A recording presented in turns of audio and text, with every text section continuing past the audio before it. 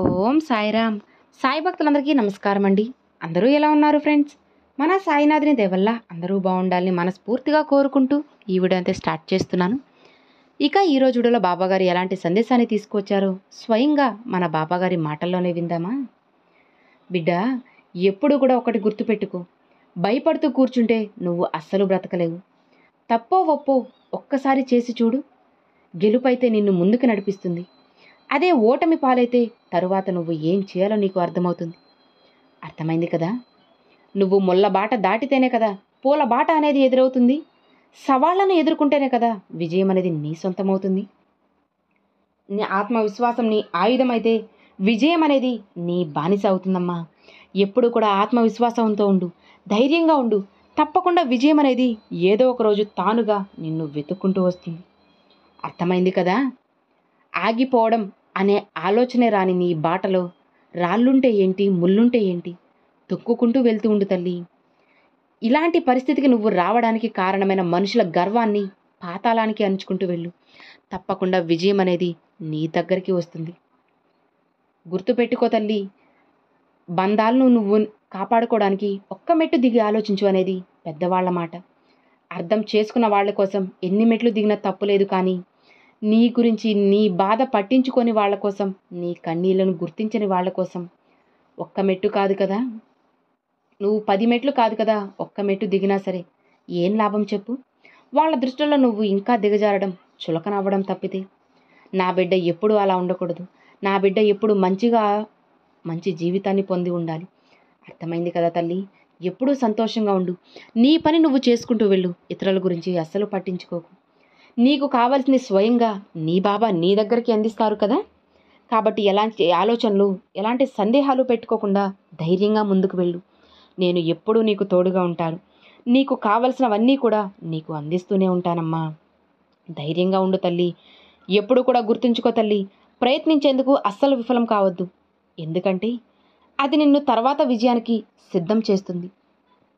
అందుకే చెబుతూ ఉన్నాను కదా, ప్రయత్నాన్ని ఆపక తల్లి, అది నీకు విజయానికి తొలిమెట్టు అవుతుంది అని. ఎట్టి పరిస్థితుల్లో ఎన్ని అడ్డంకులు వచ్చినా సరే నీ ప్రయత్నాన్ని మాత్రం అస్సలు ఆపకు. గుర్తుపెట్టుకోమ్మా, ఎదురు దెబ్బ తగిలినప్పుడు అస్సలు తొందరపడకు. కాసేపు ఆగి ఆలోచించు. జీవితం నీకేదో ఇంకేదో నేర్పడానికి ప్రయత్నిస్తుంది అని గ్రహించు. అప్పుడు నీకే అర్థమవుతుంది జీవితం నీకు ఏం చెప్పబోతుంది, నీ బాబా నీకు ఎలాంటి సందేశాలు ఇవ్వబోతున్నారో అన్నీ అర్థమవుతాయి. అర్థమైంది కదా తల్లి? ఒక రహస్యం చెబుతాను వినమ్మా. జీవితం అంటేనే మార్పు. ఏ 2 రోజులు కూడా ఒకేలా ఉండవు కదా. కాబట్టి మార్పుని అంగీకరించి మొండిగానో తెలివిగానో నువ్వు ముందుకు సాగిపో. ఆగి ఆలోచిస్తే శూన్యం తప్ప నీకు ఏమీ కనిపించదు. కాబట్టి ఎప్పుడు ఎవరి కోసము కూడా ఆగి ఆలోచించుకు. ధైర్యంగా ముందుకు వెళ్తూ ఉండు. నీకు కావలసినవన్నీ కూడా నేను నీకు అందిస్తూ ఉంటాను. దిగులు పడకు తల్లి. ఎవరిని కూడా ఎప్పుడు కూడా ఏ క్షణంలో ఏ సందర్భంలో కూడా అస్సలు తక్కువ చేసి చూడకు. ఏమో ఎవరికి తెలుసు, ఈరోజు నువ్వు తక్కువ చేసి చూసిన వాళ్లతోనే రేపు నీకు పని పడవచ్చు కదా. కాబట్టి ఎప్పుడు కూడా ఇతరులతో మంచిగా ఉండు, మంచిగానే మాట్లాడుతూ ఉండు. గుర్తుంచుకో తల్లి, మనవి అని అనుకున్నంత వరకే ఈ బంధాలు, ఆప్యాయతలు అన్నీ.